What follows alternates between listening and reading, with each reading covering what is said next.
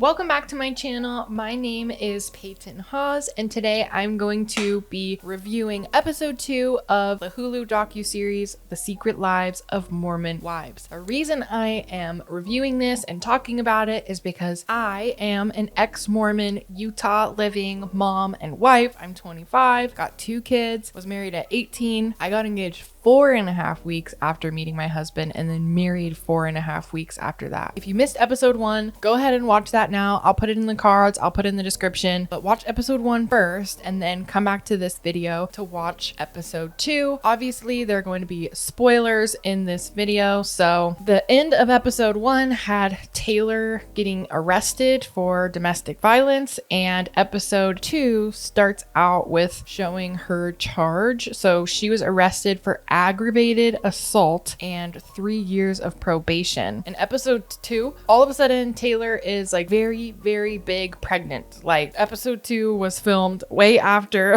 episode 1. I feel like all of the girls were talking negatively about Taylor behind her back and were being very judgy. Like Taylor very much so does not live according to the laws and principles of the Church of Jesus Christ of Latter-day Saints, and I feel like they are judging her for that, even though most of them don't do all of the things that the church says to do either. They kind of judge her because she goes beyond that, and it is very much so extremely opposite to that most of the time. So it kind of felt like they're being very judgy of her behind her back because they disagree with her behavior. Whitney gets a $20,000 brand deal for a vibrator.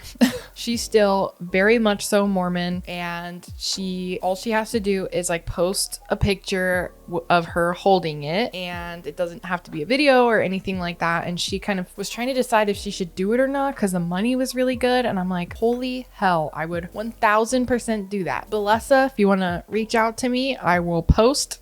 And I do not have nearly the following that these gorgeous women have. But yeah, she was offered $20,000 to post a picture with this vibrator, and she's trying to ask the other girls from the Mom Talk group what their opinions on it are, and you kind of get different opinions. Some of them say, yeah, I would totally do that, or I wouldn't do it, but I don't see anything wrong with you doing it if you want to, just like I personally wouldn't want to. And then there's some people who are like, I would never do that, absolutely not, I can't believe you would do that. And some people are like, no, it's so empowering. So you definitely get a wide variety of different views and opinions on that. And she eventually goes to talk with her mom about it. Whitney's mom doesn't think that she can make a vibrator post to be empowering. She feels like that's very much so a private thing and a private decision between man and wife, and it should just be between the two of you. And she says that she believes that seeking pleasure can get out of hand, which I feel like that can go in any category. Like you can post pictures of like candy. You could get candy ads and be like, look at all this yummy, delicious candy, and it's full of, corn syrup and sugar and all of these things that are pretty harmful to our bodies. Our bodies do not like that kind of sugar. And so even though our brains like it, our bodies do not. And that's very much so a pleasure thing. And to me, I compare it exactly like there's pleasure in many things. And I don't know. I feel like if you catch my drift, leave a heart emoji in the comments, okay? Because so I don't feel alone. But that's kind of how I feel. But Layla is introduced at this point. She's 22. She was married at 19 and is now divorced. And she says that she has never had the big O. She has never climaxed in her life. And she's been married for, I can't remember how long she was married. Oh, and divorced. So that is crazy. So everybody's like, oh my gosh, take these home. Like you have to try them and all of this stuff. And you could tell she's like pretty private, and she's kind of like the sweeter, quieter one of the group. At least it seems that way. The show kind of shifts to Taylor. She is in this, I don't know if it's a new place or if it's where she was already residing beforehand, but Dakota is moving in with her and her parents are there, and she's like saying like, oh, Dakota's moving in. I know you guys don't agree with that and it's not according to your values, but I just wanted you to know and be aware. And he's like, when? And she's like, like, today. And he's like, her dad is like, right now? And she's like, yeah. And so Dakota shows up and her parents are there and he's like, oh my gosh, she's like all nervous about it. He totally has ADD, by the way. Okay. Like, she's sitting there talking to him and you could tell he has his mind on like the boxes. And then all of a sudden he hears her like a minute later and is like, wait, what? They're here right now? And like was not hearing her at all. And I was like, dude totally has ADHD. The church teaches that we shouldn't live with a partner outside of marriage.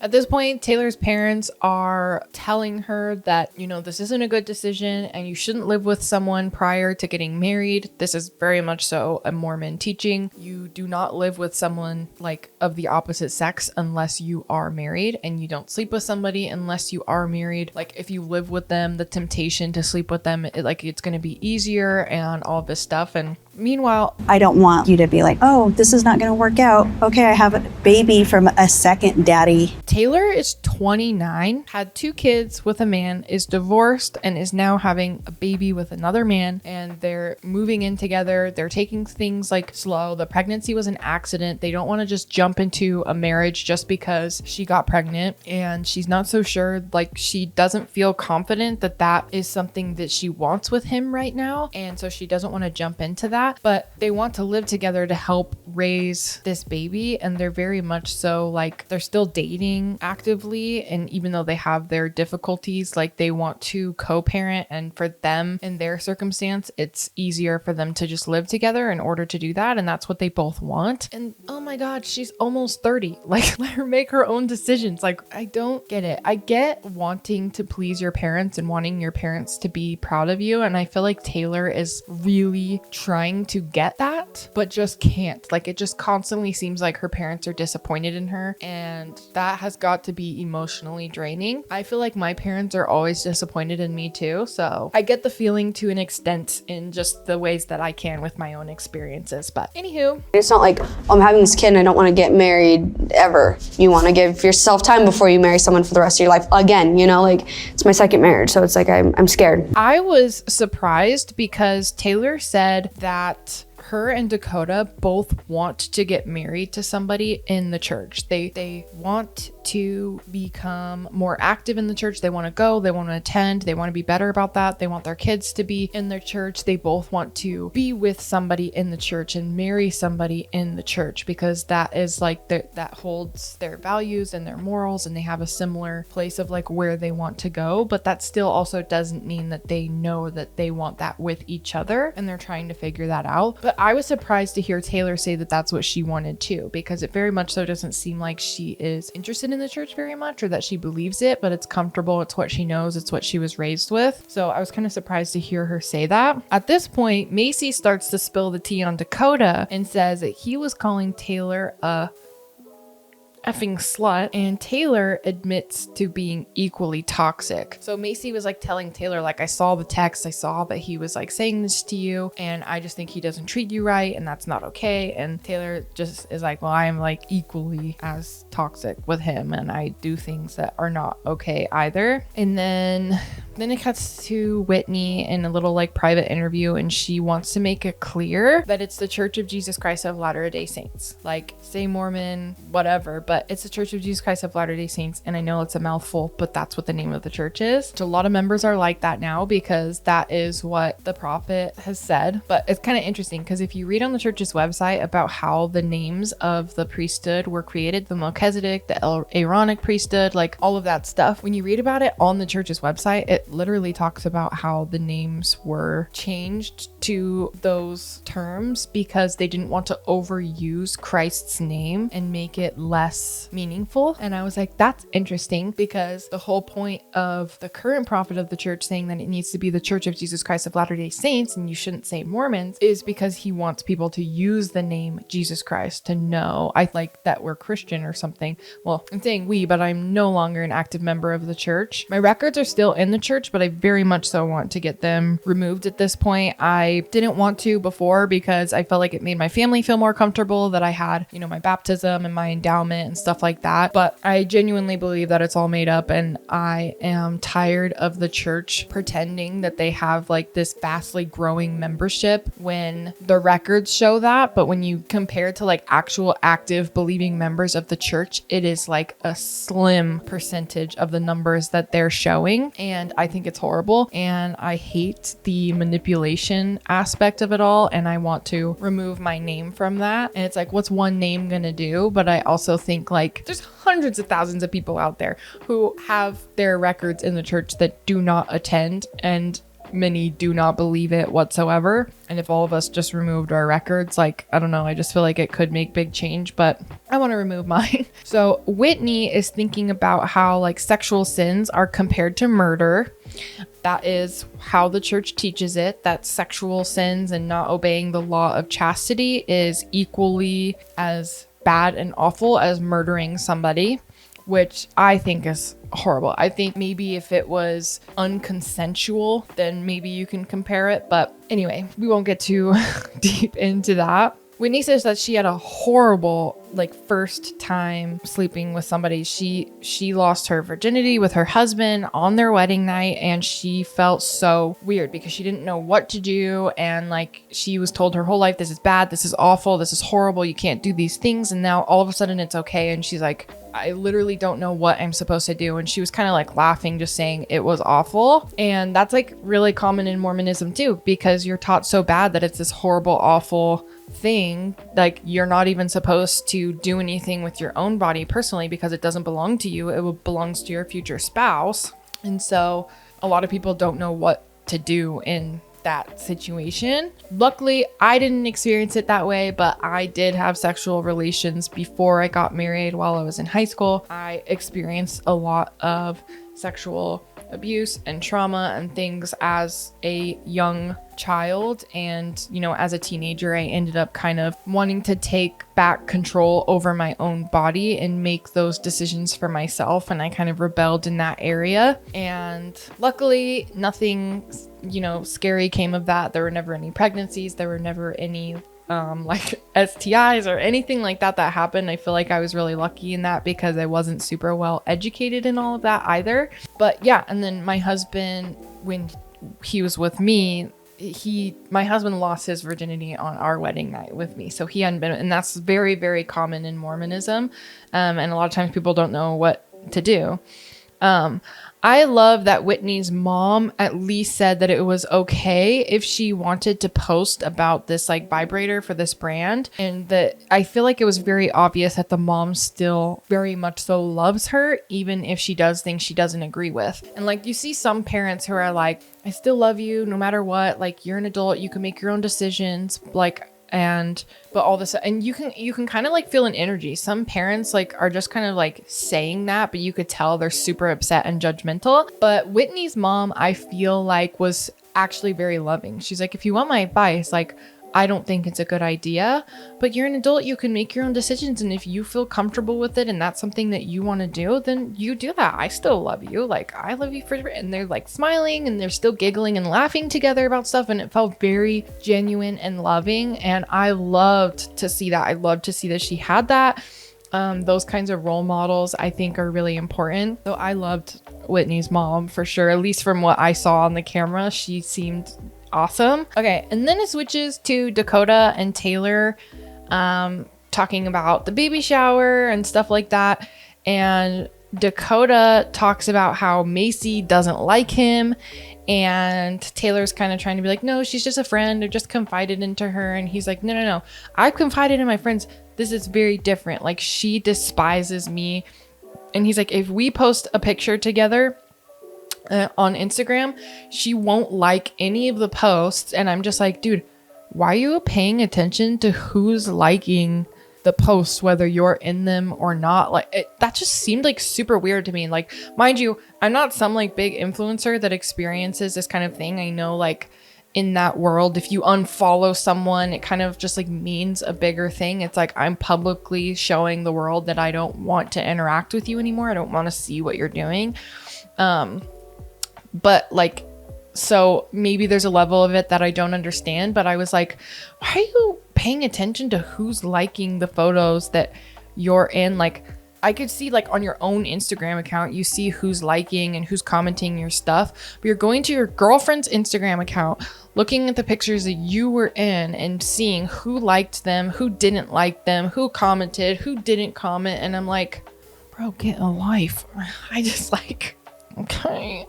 That's like hard for me to say because I'm kind of a people pleaser, and I'm just like, yeah, I felt like that was really weird. And then it cuts to Whitney talking about how she doesn't want to go to Taylor's baby shower. She doesn't feel safe around her. She doesn't feel comfortable. She doesn't want to be a friend with her anymore. She feels like they never were friends. And she was saying this to Layla, and I really like Layla so far. I feel like she has been really sweet and kind. She was like a great listener and giving just like a good listening ear to Whitney and letting Whitney have somebody to vent to. And then when everyone was at the baby shower and everyone's like, where's Whitney? Where's Whitney? And people are like, oh, maybe she's just going to be like fashionably late. And Layla's like, no, I was with her yesterday. She's not coming. And everyone's like, oh, well, what happened? What happened? They like want all the tea. And she's like, I don't really want to give a lot of details, but she just is not comfortable. And how did she say it? She just like doesn't feel like she has a friendship with Taylor anymore. So there's like no, like she doesn't need to come or something like that.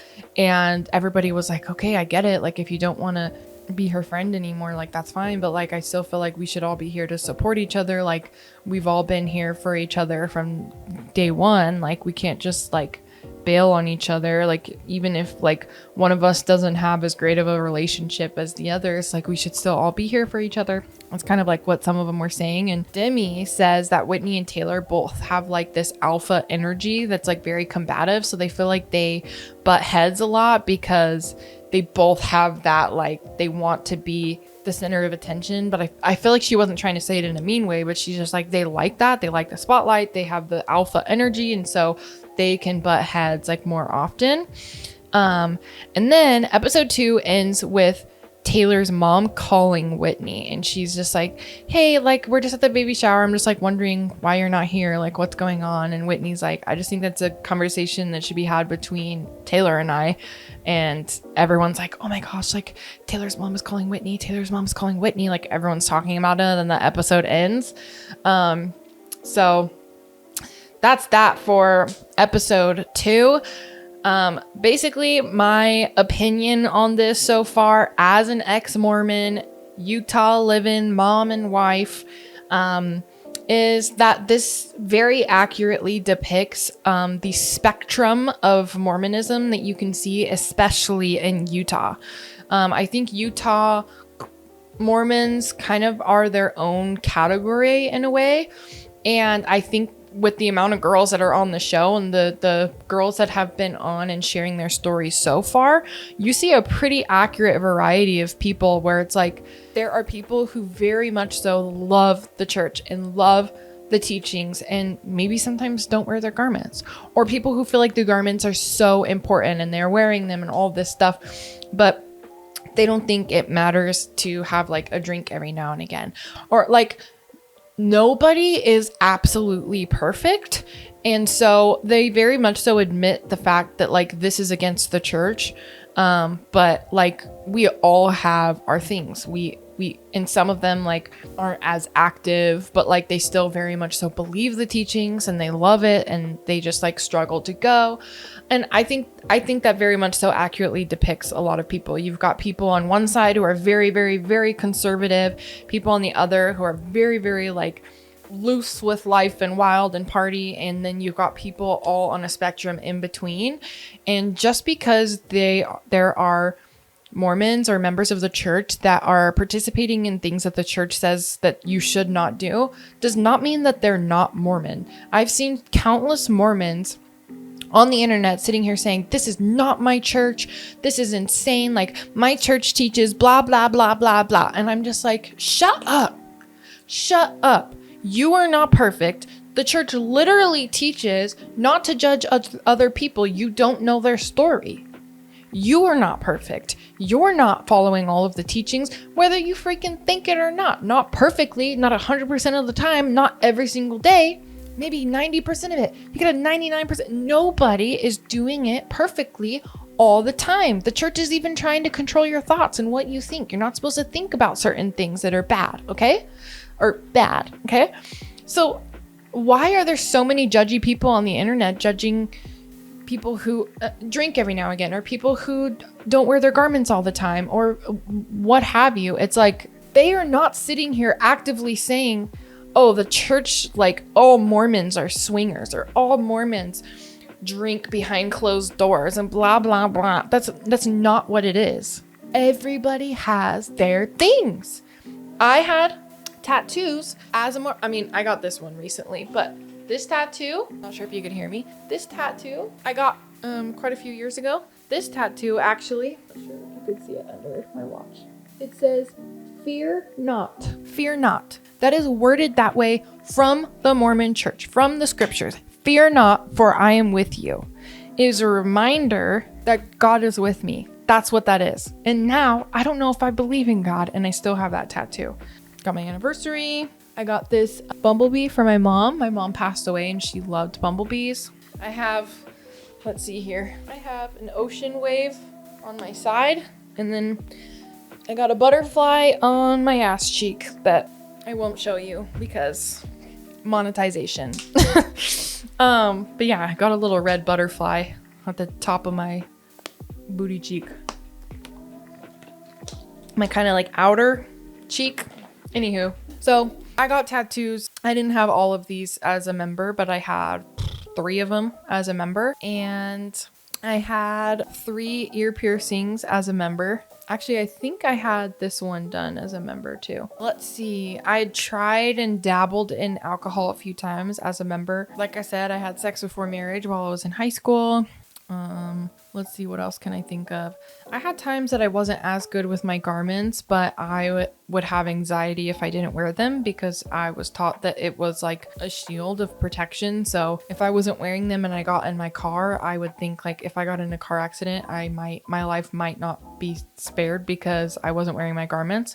But I very much so loved the church. It was everything to me, and finding out that it's made up was very similarly painful to losing my own mother, who was my best friend, to cancer. It changed my entire life.